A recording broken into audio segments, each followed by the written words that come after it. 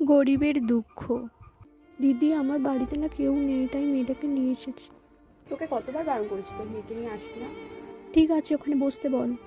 তুই এখানে বস, আমি এক্ষুনি কাজ করে চলে আসবো। হ্যাঁ, মার তো কাজ করতে অনেক সময় লাগবে, যাই মিষ্টি দিদির কাছ থেকে ঘুরে আসি।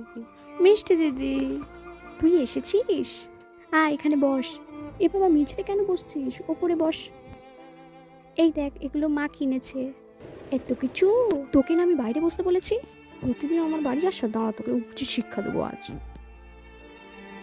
এই, আমার নেকলেসটা খুঁজে পাচ্ছি না, তোর মেয়েকে জিজ্ঞাসা কর কোথায় রেখেছে। কি বলছো? আমার মেয়ে নিয়েছে? মা, আমি কিচ্ছু নিইনি। কোথায় রেখেছি সত্যি করে বল। মা, আমি নেকলেসটা খুঁজে পেয়েছি। তুমি ওকে দোষারোপ করো না। আর আমি দেখেছি যে তুমি এটা লুকিয়ে রেখেছো।